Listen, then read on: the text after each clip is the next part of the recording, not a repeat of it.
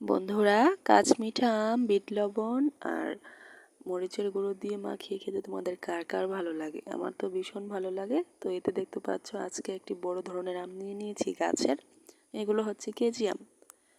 দুটো একসাথে নিলেই 1 কেজি হয়ে যায়। এটা হচ্ছে কাঁচমিঠা গাছের আম, মানে আমটা খেতে দারুণ মিষ্টি কাঁচা অবস্থাতেই। অনেক আম তো দেখা যায় পাকলে মিষ্টি হয়, কিন্তু এই আমটা কাঁচা অবস্থাতেই অনেক মিষ্টি। কাঁচাই একদম খেয়ে ফেলতে পারবেন।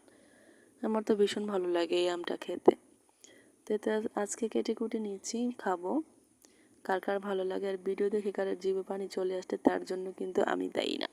খেতে হলে আমাদের বাসায় আসতে হবে, সবার দাওয়াত রইল। এই তো কেটে কুটে খাচ্ছি, বাস ভীষণ মজা, খুবই দারুণ লাগে খেতে, খুবই ভালো লাগে। কাঁচা অবস্থায় খেতে যেমন মিষ্টি, পাকলে তো আরও বেশি ভালো লাগে। খুবই স্বাদ এই আমটা, একদম কাঁচমিঠা, একদম মিষ্টি, টক ঝাল মিষ্টি, খেতে অসাধারণ দারুণ।